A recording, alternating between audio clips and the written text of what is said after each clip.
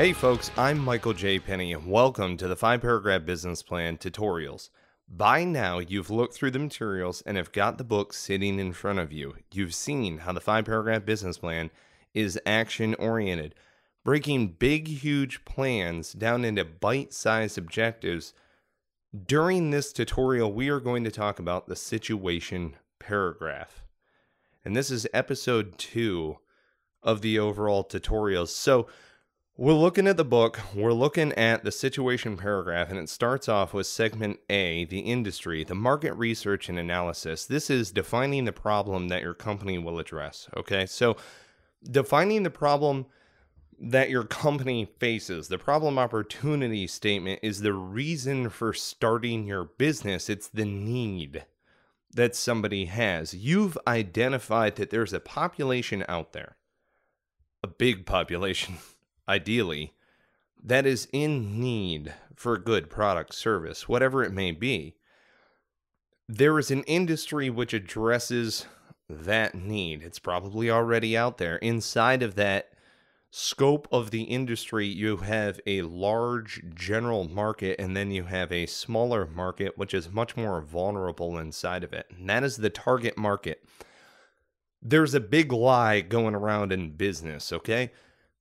Nobody wants to be a monopoly, and also nobody wants to be a small fish. So what typically happens is you have a big, huge company that might be a search engine company, let's say, for instance, and they own 87% of the market share in the search engine realm. However, they're not, in their eyes, a search engine company. They're a tech company.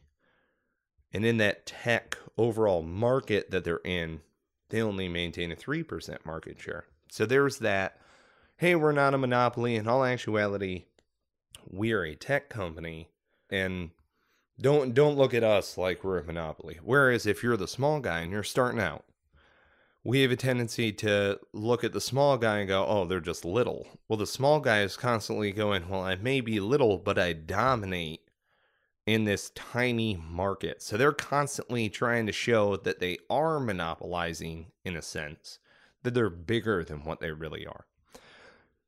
So as we look at the target industry where you would like to operate, right, so to speak. So this is a big thing. We're talking about, hey, this is where my company's going to be. I like the industry overall, the scope.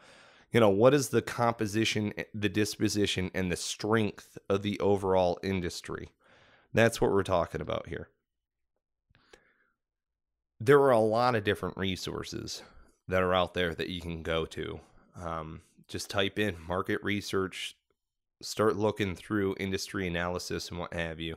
Plenty of resources. We've had them listed on the podcast in a variety of different ways. What I will tell you about this, as far as with the 5-paragraph business plan, your industry's composition, disposition, and strength. You are summarizing the overall industry as far as its current trends, where it's growing, how it's growing, what the percentage is of growth overall. And there are free resources that are out there on the web that you can easily go and figure out which industries you would like to potentially go into. Now, let's say, for instance, you're a business leader, you're operating within an active company. Hey, man, we've been in this industry for a great many years. Great, you're already ahead of the power curve. Simply do the analysis of your industry, the composition, disposition, and strength, and then summarize it in easily digestible text, something that you can brief somebody. The whole point of the 5-paragraph business plan, and the reason why we're playing off in the military's operation order, is because operation orders are created with the intent of briefing a team on what is about to take place. What is the mission that you're about to go do? What is the task? What is the objective? What have you? So in this, you're sizing up your industry competitors, and you're doing a outline analysis. You're not getting into the weeds, right? At least not right now.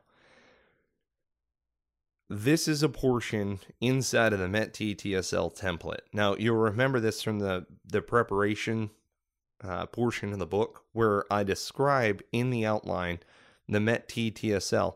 And specifically, we're honing in on the E, the enemy. Now, I talk about this in the book. Look, the enemy is not a person, okay? The enemy is the need which your target market has for your good product or service. And the reason why I want to isolate it like that is because more often than not, we're worried about our competitor on the left and the right instead of what's really happening with us. How can we grow? What can we do better in order to attack, in order to address the need? That is why I have used this enemy approach, because it really is something that it's not fictitious. It exists in your customer's mind. There is an actual need that is out there. But to be able to hone in on that, to be able to address it like you would an enemy, that is something special. That gives you a different type of motivation to be able to go out and attack that. That allows you to compete with yesterday you instead of what would be perceived as competitors on the left and the right. Now, when you're looking at the enemy and you're looking at the market and you're looking, well, at the industry, at the market, and then at your market segment that you're targeting, what I offer in the book, and it's also in the templates, so you can go ahead and download those templates right now, get them in front of you. You can work off of the templates as you're going through the episodes. But the whole reason why we've created these tutorials is for that individual who has the guidebook in front of them. That's you. You're looking through it. You're filling out the different pages, the elements within the overall scope, within the overall guidebook. And again, there's a lot more detail in the book itself. I want to work through and give clarity to some of the finer points, to some of the finer details, and I want to give you the reason why we went about creating this business planning methodology. So jumping right back into it, talking about the enemy, we're talking about the salute report. A salute report, another acronym. A salute report is size, activity, location, unit, or uniform, depending on how you want to look at it. Unit could be a population of people. Uniform is the individual person that you're targeting within it. And then time and equipment. Size, activity, location, unit, or uniform, time, and equipment. The size of the overall industry in which you're looking to operate within. You need to choose your industry carefully, and that's because you're going to be working in it for a long time. As I've said before, if you're already in a pre-existing company and you've already got your industry outline, totally get it, throw it in there. For business leaders, for entrepreneurs who are looking to target specific markets, put in the size of the overall market and the market share that you potentially have right now, but hone in on that market segment that you're looking to target. It might be multiple segments that are within your overall targeted market. This is where we're going to talk later on in the 5-paragraph business plan tutorials, as well as in the guidebook. We're going to bring up the term critical vulnerability. And that is that market entry point that you're looking to tap into. Right here in the size of the industry, size of the overall market, and that market segment, that's where you need to outline that initial entry point, just so that people have a gist of where you're looking to go into. The activity within the industry, again, that's the composition, disposition, strength, so on. But then the key overall trends that are happening, not just within the industry, but the market, again, that you're looking to target. You're going from 30,000 foot and narrowing it all the way down into the market that you are targeting. You're going from your industry to the big market, potential share that's out there that you can target, and then your market segmentation, narrowing it all the way down in. I have to keep honing in on that, because more often than not, especially with entrepreneurs and some business leaders who are very intrapreneurial, which is a Drucker term for those MBAs out there. If you're very intrapreneurial, we have a tendency to chase shiny objects, and it's easy to kind of trail off in all of these different great ideas without honing in on how we're actually going to execute it. We talked briefly in episode 1 about how You create an elevator pitch so that you can get outside the building and start talking about the viability of your concept. Inside of that pitch, inside of that MET TTSL is the enemy, and we're talking about the salute specifically. So again, you're going from big picture, narrowing it all the way down in. And that's the whole point of the template. You're going to find that throughout the entire 5-paragraph business plan. Moving on to location. This is where your customer is and where your company is targeting. So there's no sense in creating a company in Georgia when your target market is in California. That just doesn't make any sense, right? So it is the location of your customer, and more refined, the location of where you're going to potentially put your business. This does include an online business where you're going to position yourself within the overall market as far as the location. And that's based upon where your customer is. To use a hunting analogy, if you're a hunter, you want to hunt where the game is. What's the point in just going and sitting in the woods? You want to go to where you're going to be successful. Moving on to the unit, or more honed in, the uniform. So the unit is the population. You're developing your ideal customer. You're building an avatar for who you want to sell to when you talk about the uniform within that unit. What does that ideal individual customer look like? Build them out. Create a character. When you're sitting there at home in the stillness of your mind and you're trying to come up with who your ideal customer is, it's not always you. And this is something that a lot of us have a tendency to do. We put ourselves into the customer's shoes, and that makes sense when we're walking through the customer experience. And we're going to talk to the customer experience more in the execution portion of the 5-paragraph business plan. Everything that we do is very much so customer centric. It's always with that customer in mind. It's always with addressing their need. And again, their need, the problem that they have, is our enemy. And we want to go out there and we want to crush that enemy. The unit is the population. The uniform is the individual. And sit down, write out an avatar. I've written out 3 to 5 page avatars on each one of my individual customer segments. And each one of those people, frankly, are my audience who I'm talking to. I'm not necessarily just talking to the people who are out in the ether. I'm talking to you because you're probably one of the avatars that I've created. Moving on, we go to time. Now, this is time that your customer purchases, but this is also the time that you're willing to devote to this overall venture. At first, this can be something that you wrestle with. Anybody. If you're in a pre-existing business and you're looking to potentially pitch a project to somebody, say you've got another market segmentation that you have identified and you see the ability to go and make entry into that market and actually succeed, maybe the timing can be off. And frankly, timing needs to be addressed at this stage in the game. When are you going to get them and where? And again, using the hunting analogy, you don't go hunting for certain species, for certain types of game during the off season, right? So there's always a place and time. And then lastly, you have the equipment. Now, equipment is the equipment necessary for you to make entry into the market, for you, the business owner, to deliver your good product service. But equipment is also for your shopper, right? If you run an online business and your ideal customer can't connect to the internet, it's not a good fit there, right? So if you're running an online business, the equipment that your customer would need is the ability to connect to the internet, whether that's a computer or a mobile device, whatever it may be. There are companies that hone right in on the mobile device and skip essentially the computer, what have you.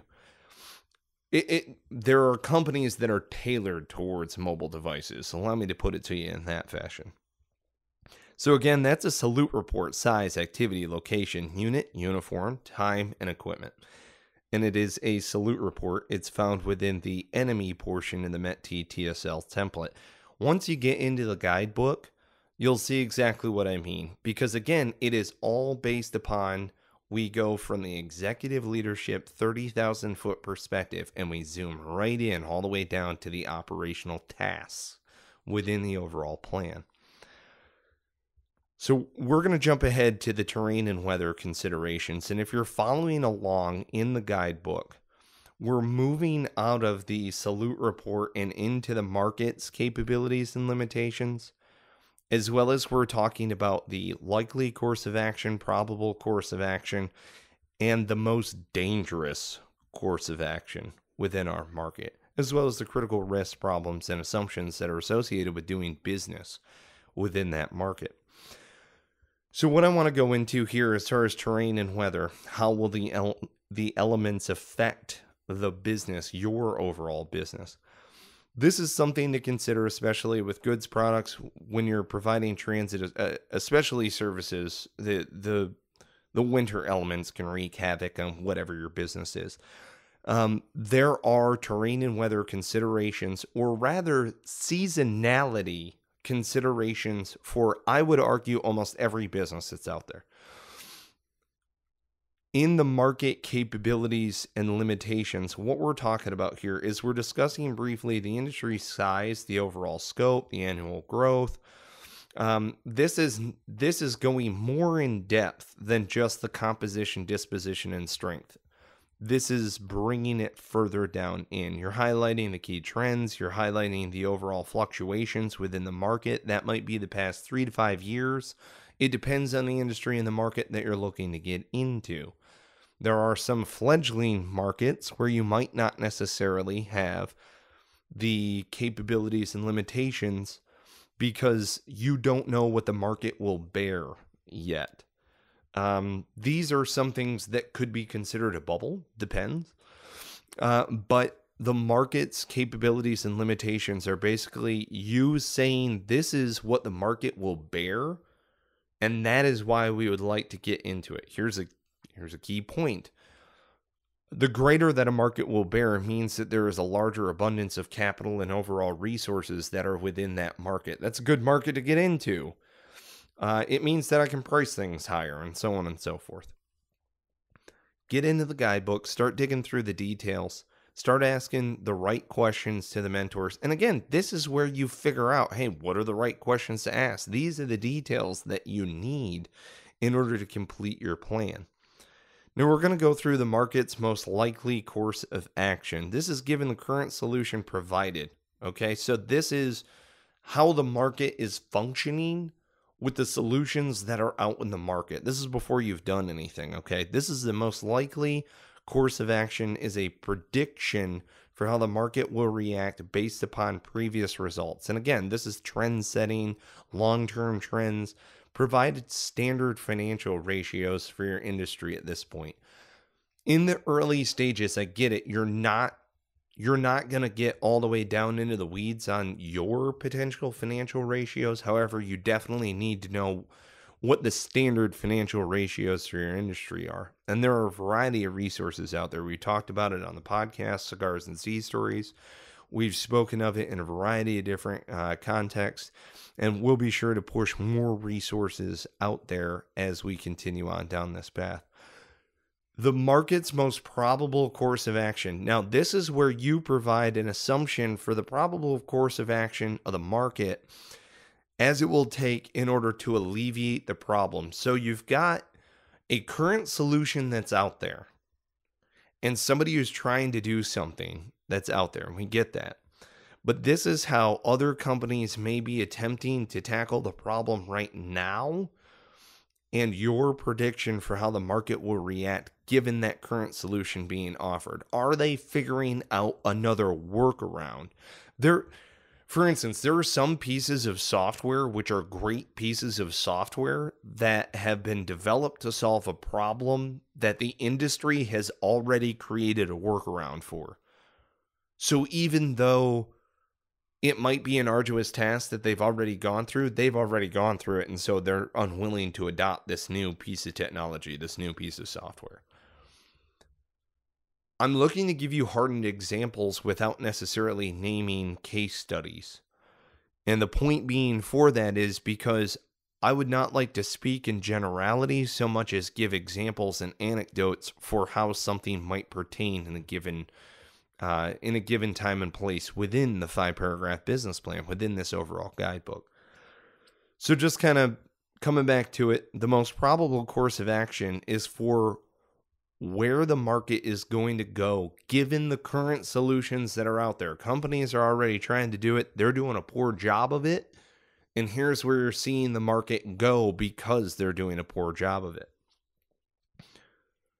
Now, the most dangerous course of action.